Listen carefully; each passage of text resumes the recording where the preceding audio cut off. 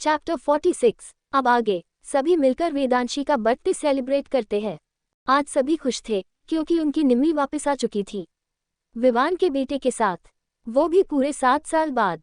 निम्मी निवांश साहिल निर्मम के साथ ओबरॉय मैंशन जाते हैं क्योंकि वो अपनी बेटी को अपने पास रखना चाहते थे। विवान निम्मी निवांश को कार तक छोड़ने आता है। विवान पंजों के बल बैठ निवांश के माथे को चूम बोला, डैड बहुत जल्द आपको लेने आएंगे। निवांश प्यारी सी मुस्कान के साथ अपना सर हाँ में हिला देता है। विवान को गले लगा निवांश बोला, इतने समय मैंने अपने डैड का वेट किया है, थोड़ा और कर सकता हूँ। अब तो मैं आपको सबके सामने डैड बोल भी सकता हूँ। विवान पीछे हट अपना सर हाँ में हिला देता है।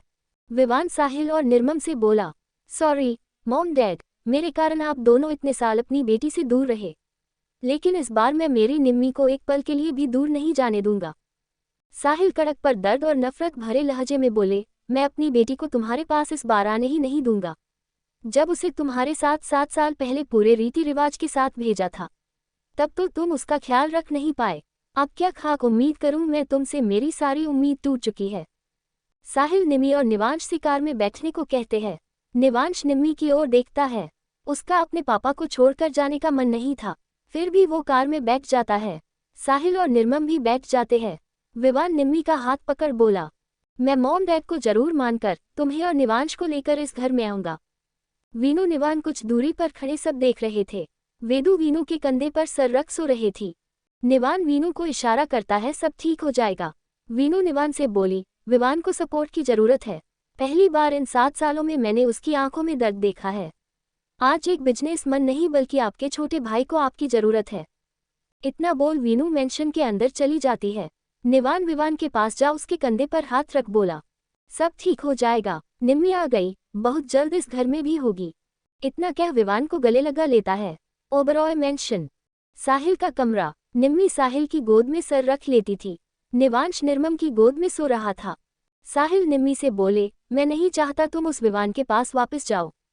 निम्मी बोली, डैड पास्ट में जो कुछ भी हुआ उसमें हम दोनों की गलती है। हम दोनों को ही गलत फहमी थी। हम दोनों ने ही खुलकर बात नहीं की। इन सब में निवांश की क्या गलती है? मैंने उसके डैड पूरी फैमिली से दूर रखा, लेकिन अब और कैसे गलत करूं? अब तो ये बहुत अच्छे से जानता है कि इसके डैड कौन है। निर्मम साहिल के कंधे पर हाथ रख बोली, साहिल जी जो हुआ उसे किस्मत का लेख समझ भूल जाए। साहिल अपनी सोच में गुम थे। माधव का कमरा। माधव मिष्टी को बेड पर सुला। उसके साइड में पिल्लों से प्रोटेक्शन वाल बना। अपनी अलमारी से कुछ डॉक्यूमेंट्स निकालकर सोफे पर ले बैठ जाती है। मिश्री वॉशरूम से नाइट प्लाजो शर्ट चेंज कर बाहर आती है। माधव मिश्री से बोला, मुझे कुछ बात करनी है। मिश्री माधव के सामने आकर खड़ी हो जाती है। माधव अपने हाथ में पकड़े डॉक्यूमेंट्स सामने टेबल पर रख मिश्री की ओर खिसका देता है। मिश्री कंफ्यूजन में बोली, ये क्या है माधव जी? माधव बिना किसी भाव के बोला, मुझे इन पर तुम्हारे सिग्नेचर चाहिए। मिश्री उन डॉक्यूमेंट्स को उठा जैसे पढ़ती है। उसकी आंख से आंसू की धारा बह जाती है। वो माधव की आंखों में देख अपनी कांपती आवाज में बोली, माधव जी ये मुझसे नहीं होगा। माधव अपनी जगह से उठ बालकनी की ओर जा अपनी पॉकेट में हाथ डाल बोला, साइन तो तुम्हें करने होंगे। अब मैं और इस जबरदस्ती के रिश्ते में नहीं रह सकता। थोड़ा रुक। माधव आगे बोला, मिष्टी मेरे साथ रहेगी। तुम उसकी माँ हो, बस इसलिए हफ्ते में 1 दिन मिल सकती हो। सारी डिटेल्स डॉक्यूमेंट्स में लिखी है, अच्छे से पढ़ लेना। मैं नहीं चाहता कि थर्ड आई का राइट हैंड का 1% असर भी मेरी बेटी पर हो। ये सब सुन मिश्री की आंखों से आंसू झरने की तरह बहने लगते हैं। मिश्री में अब हिम्मत नहीं बची थी कि वो खड़ी हो सके। वो झटके से टेबल के पास बैठ बस अपनी बहती आंखों से डाइवोर्स पेपर्स और मिष्टी की कस्टडी के पेपर्स को देख रही थी। उसकी दुनिया उसके एक साइन पर टिकी थी, जिसे उजड़ने के लिए बस मिश्री का एक साइन चाहिए था। माधव रेलिंग के सहारे खड़ा चांद को निहार रहा था। कुछ पुरानी यादें उसके दिल के पुराने जख्म ताज़ा कर रही थी। फ्लैशबैक। 5 साल पहले माधव को टिप मिली थी कि थर्ड आई गैंग का लीडर शहर के बाहर जंगल में किसी वेपन की डील कर रही है। माधव वहां अकेला ही गया था। उसने किसी से भी इस इन्फॉर्मेशन को शेयर नहीं किया था, क्योंकि ज्यादातर थर्ड आई से जुड़ी खबर गलत ही निकलती थी। माधव छुपते छुपाते सेम लोकेशन पर पहुंच चुका था, लेकिन वह दूर दूर तक कुछ भी नहीं था। माधव जैसे ही वहां से जाने लगता है, उसे दूसरी ओर से कुछ आवाज आती है। माधव उस आवाज की ओर बढ़ जाता है तो वहां सामने कच्ची सड़क पर 2 कार खड़ी थी। बस माधव को उसके सामने जो कार थी उसके ड्राइवर की पीठ नजर आ रही थी, जिस पर कुछ निशान था जो माधव को साफ नहीं दिख रहा था। पर इतना था कि वो लड़की है जिसने स्लीवलेस टॉप पहना था।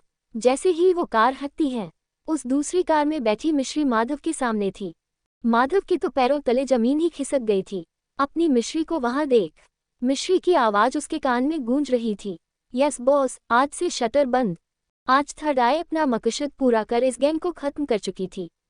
माधव जब घर आता है, मिश्री उससे पहले ही घर आ चुकी थी। माधव अपने रूम में जैसे ही आता है, मिश्री उसे पीछे से गले लगा अपने हाथ में पकड़ी प्रेगनेंसी किट माधव के सामने कर खुश हो साइन लैंग्वेज में बोली, माधव जी अब हमारी एक फैमिली होगी, आप पापा बनने वाले हैं। माधव मिश्री से बहुत कुछ पूछना चाहता था, लेकिन वो मिश्री से ना तो कुछ भी पूछने की हिम्मत कर पा रहा था, न ही खुशी जाहिर कर पा रहा था। माधव मिष्टी के जन्म होने तक कुछ भी मिश्री से इस बारे में नहीं पूछता। उसके बाद माधव के सवाल और उनका रिश्ते का प्यार दोनों की धीरे धीरे कम होते जा रहे थे। फ्लैशबैक एंड दोनों ही दर्द दबाए बैठे थे। माधव का बस एक ही सवाल था कि थर्ड आई कौन है और तुम उससे क्यों जुड़ी। लेकिन मिश्री ने इस सवाल का आज तक माधव को जवाब नहीं दिया और उनका रिश्ता बिगड़ता चला गया। माधव बादलों में छुपे चांद को देख रहा था, सर्द हवाएं उसके चेहरे को छू रही थी। वो खामोश माहौल उनके रिश्ते की तरह खामोश था। नेक्स्ट मॉर्निंग, डाइनिंग एरिया, सभी ब्रेकफास्ट के लिए बैठे थे। माधव और मिश्री को छोड़ सवें सर्व कर रहे थे। मिश्री मिष्टी को अपनी गोद में लिए नीचे आती है। मिश्री की आंखें रोने के कारण लाल थी। निर्मम को समझते देर नहीं लगती कि फिर से माधव मिश्री में बहस या झगड़ा हुआ है। मिश्री मिष्टी को निर्मम की गोद में देते हुए बोली, माँ आप मिष्टी को खाना खिला दीजिए, मैं अपनी फ्रेंड से मिलने जा रही हूँ, शायद आने में थोड़ा लेट हो जाए। इतना बोल मिश्री मेंशन से निकल जाती है।